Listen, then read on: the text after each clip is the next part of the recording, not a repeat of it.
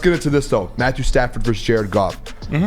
Big storyline. I think that's like the main one is Matthew Stafford in Detroit, Jared Goff revenge game, as we kind of talked about yesterday already. Want to get into that though because there's a few things. I got actually a couple clips as well from Sean McVay, from Jared Goff. And before we get into all of that, I want to play the first one I want to play. I want to play the Sean McVay clip.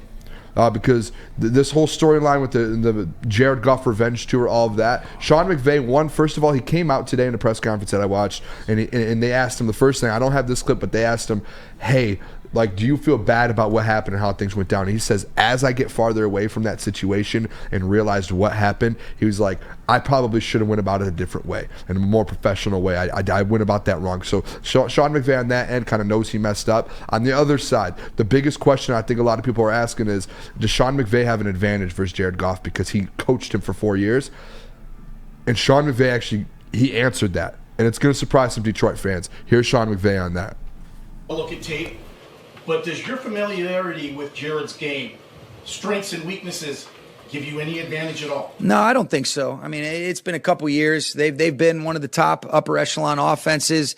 He's been part of some really good offenses here that he's led the way. So his resume is it speaks for itself. But there's going to be key and critical factors in every single game that are going to be in alignment with us trying to be able to go win this football game. And he's a great quarterback, and we got to do a good job of trying to slow their offense down with him at the switch.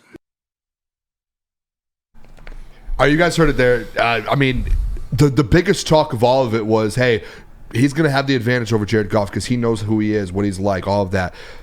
He just said it himself. Jared Goff's a completely different player. He's a great player now.